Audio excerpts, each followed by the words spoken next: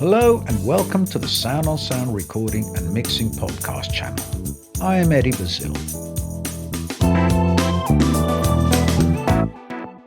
Welcome back. In part 1 we concentrated on altering timing elements of drum sounds within syncopated and stayed drum beats to afford both variety and groove. In this podcast we'll concentrate on slightly more advanced and different techniques to help you to structure and spice up your drum beats. If you struggle with creating your own drum beats, why not use an existing commercial drum break as the foundation to build upon? I'm not referring to using the drum beat as is and as an audio loop, but rather ripping the MIDI note sequence and timing information from the beat and applying it to your own breaks. This technique is nothing new. Manufacturers saw the benefits of replacing drum sounds within a beat a long time ago, and they responded by creating clever drum replacement software. These software were initially created to replace acoustic drum sounds in existing recorded beats where the drum kit recordings were not quite up to scratch.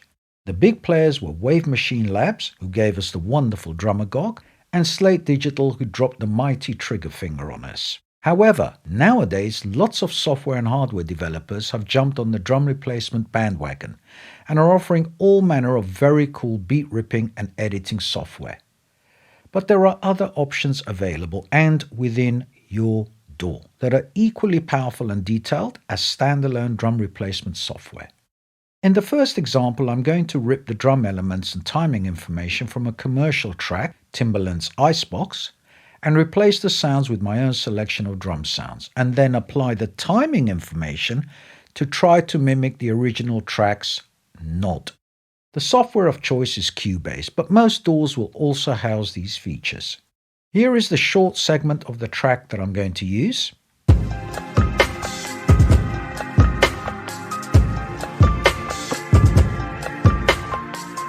And this is what I've constructed.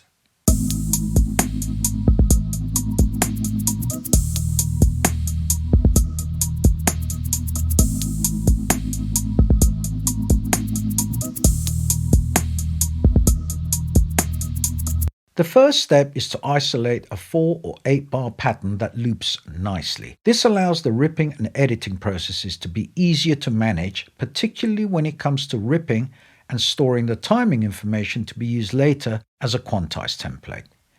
If you try to rip a drum beat from a song and don't find the perfect loop segment, then you'll need to edit and loop afterwards, which trust me can be challenging. I find it saves me a lot of grief if I do this right at the beginning. I have used Hit and Mix's RipX DAW Pro to rip only the drum and percussive elements from the Icebox segment. I have then imported the rip loop into Cubase to isolate the drum elements and convert them into MIDI notes, which I can then use to trigger my own drum sounds. Cubase has a very good hit points detection algorithm which can be customized to taste. I've set the threshold to only encompass the kick and snare sounds. I'm not interested in the percussive elements as I'll be creating my own sequences. Once the hit points are processed, there are numerous options available to the user. I've opted for Create MIDI Notes from hit points. Once the hit points are converted into MIDI notes, you can load your own drum sounds, be it a sampler or drum machine, etc., and have the converted MIDI notes trigger your drum sounds. Here is the ripped loop.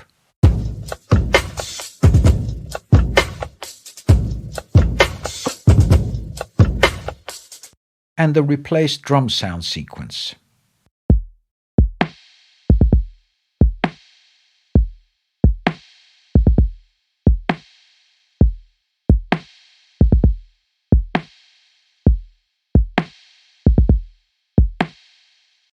And the added percussive sequence I have created.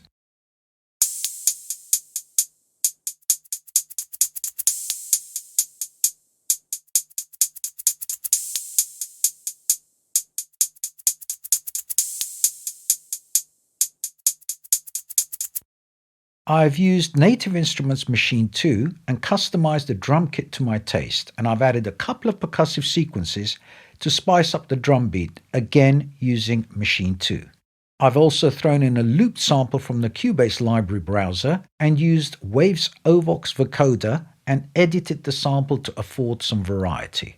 Cubase also allows the user to create groove quantized presets from the hit points. Because the MIDI note placements are in the same position as the newly created quantized template, there is no need to apply it to the extracted MIDI data. However, it's really useful to save the groove as a quantized preset template, as you can apply it to beat sequences you create. Very cool. Here, as before, is the final version.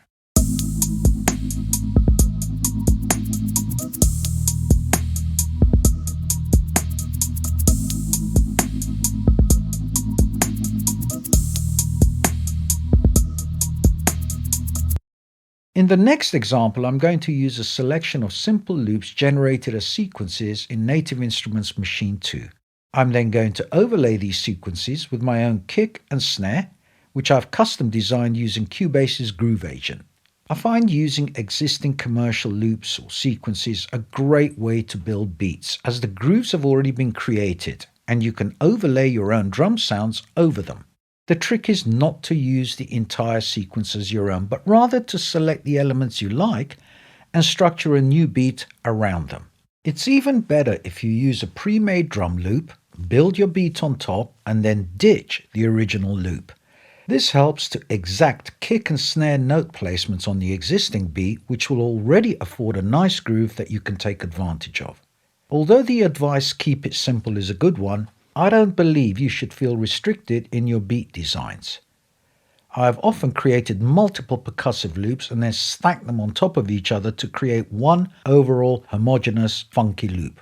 Break some rules and have some fun. Let's start with the final drum loop with the added percussive sequences, and then we will work backwards and decompile the elements. I've added a supplementary bass and hook sequence to highlight the overall groove of the beat. Here is the whole sequence.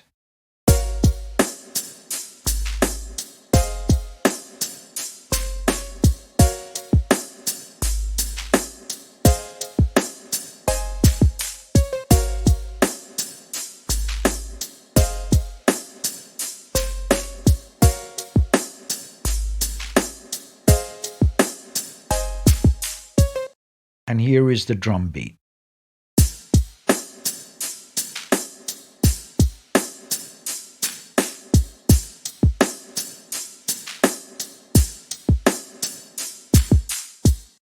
And now the kick and snare pattern.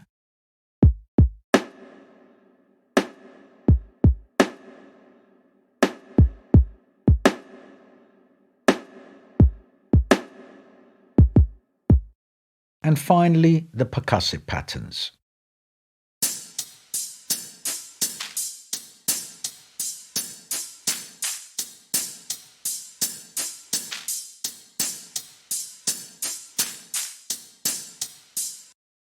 I'm using a combination of ghost notes and loop layering for the overall beat groove, and effects and dynamics to shape the drum elements. Whereas timing and note placement reign supreme in beat constructions, it would be negligent to ignore the roles of effects and dynamics in reshaping and coloring existing sounds. Note lengths and velocities have been covered in the first podcast, so I'm going to concentrate on all the other processes. Ghost notes are musical notes that represent rhythmic values but have no discernible pitch. They're used purely for rhythmic tasks, and with regards to beat construction, they can be a really useful weapon. I triggered a percussive pattern from Machine 2, whereby the exception of one open hat being played, every other sound is a ghost note. I've also added a little reverb to the hi-hats but left the cabasa dry. This gives a lift to the percussive sequence and softens the overall feel. Have a listen to the percussive patterns, and first off we have the ghost notes pattern.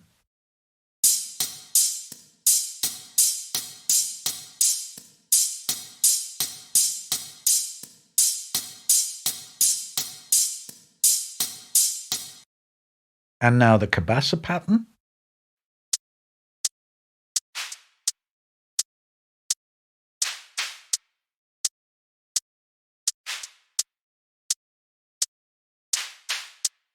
And finally, the third pattern with the scraper.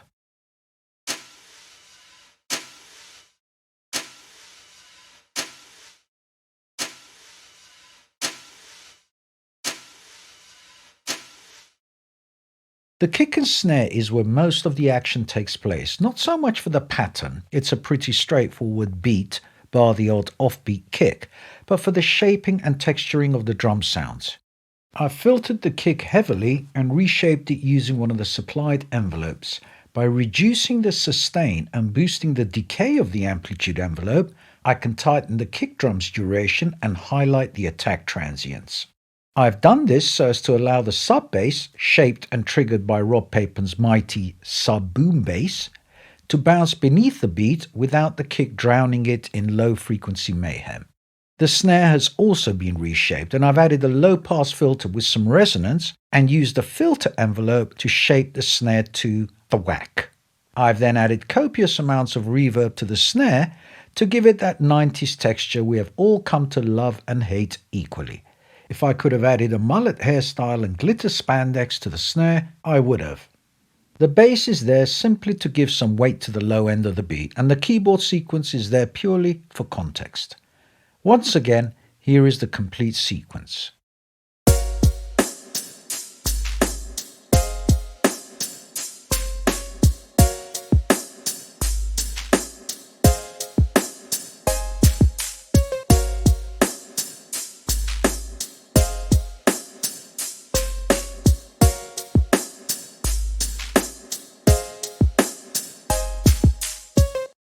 In the final example, I'm going to construct two versions of a hip-hop beat using the ubiquitous 808 bass drum, a simple offbeat hi-hat pattern, and a dry clap sample. You've heard countless songs with a building, rattling 808 sub-kick taking center stage and providing not only the low-end factor for the beat, but also the nod. Sounds crazy, but nailing the 808 sub in a beat is not as easy as it sounds, especially if you want the beat to nod. I started my career in this industry as a sound designer, programming for the labels and bands. I then ventured into the land of remixing and earned a great living remixing commercial chart tracks for the club circuits. My forte was managing the low end of a mix, coupled with creating driving drum beats specifically for the club circuits. I'm not a great musician by any stretch of the imagination, but for some weird reason I seem to have natural timing when it comes to programming beats. I believe a great deal of that is down to the fact that I use drum triggers and samplers with pads to lay in a groove. The Lin designed Akai MPC60 was the beast I cut my teeth on, and the drum pads were a joy to behold, a testament to the genius of Roger Lin.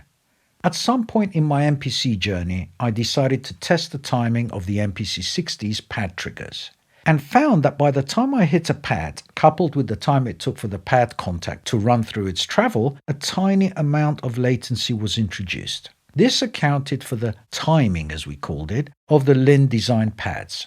It was so intuitively delicious that I would slave my MPC to my Atari just to make full use of its unique timing. Nowadays, I mainly use a keyboard to lay down my grooves, but I must say the tactile interaction and the physical hitting of pads are sorely missed. I've adapted and enjoy playing drums with a keyboard, but if you can grab something like an MPC, NI machine, or even trigger systems like a CAT or the Roland SPDs, then give bashing with hands and sticks a go.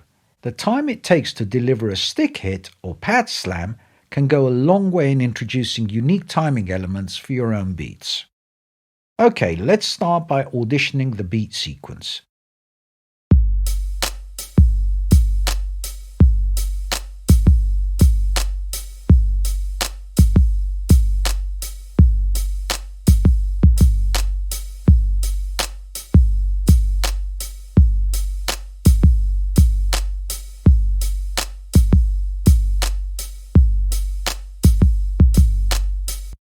I'm using D16's Neferton 2, which is their emulation of the classic Roland TR-808, but on steroids.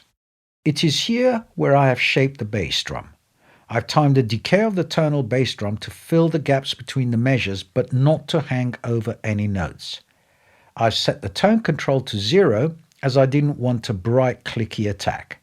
I'm leaving the sweep function alone, as I'll be using this in the next example to demonstrate how the 808 bass drum can be shaped to act as a bass. I've applied no effects or dynamics to the bass drum. The clap and hi-hat are triggered via Steinberg's Groove Agent SE5. The magic takes place not only in the shaping of each drum element's dynamics, but the timing applied to each separate sequence. I never use the DAW's quantize feature when I lay down hip-hop beats. I prefer my own timing to take over without any note placement corrections being applied. I find that hip-hop beats lend themselves much better if the human factor is applied. However, this is exclusive to the way I work and should not interfere with your process. The screen of the MIDI note placements for the kick drum shows how some notes are played either early or late, but the variances are no more than a 30-second quantized placement. This is the timing of my played in real-time kick sequence. In effect, I've played the kick drum more like a tonal bass than a solid on the beat kick drum. The offbeat hi-hats pattern has also been played in with no correction, and their variances are even smaller and closer to 64th quantized placements. The clap sits close to the second and fourth measures, but is timed late by at least 32 to 64th quantized divisions.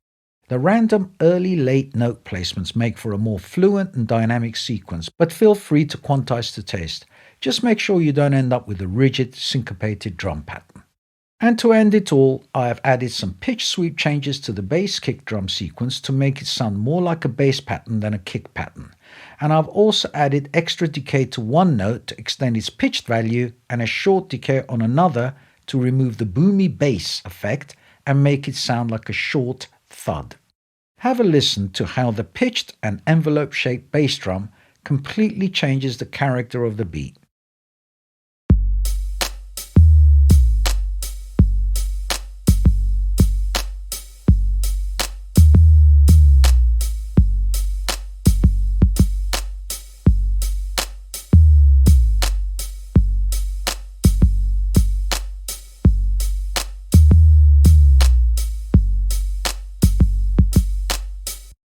I'm using two automation lanes in Cubase to affect the sweep and decay parameters for the tonal kick in Neferton. Automation lanes are very useful in altering both dynamic behavior and expressing further timing changes.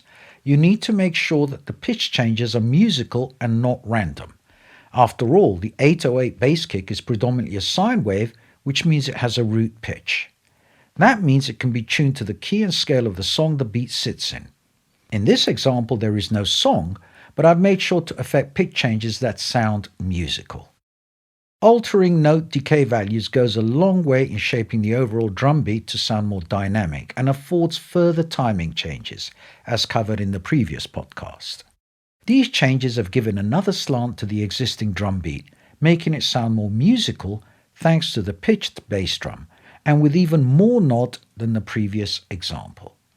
That's it for now. Thanks for listening. This has been Eddie Bazil for Sound on Sound.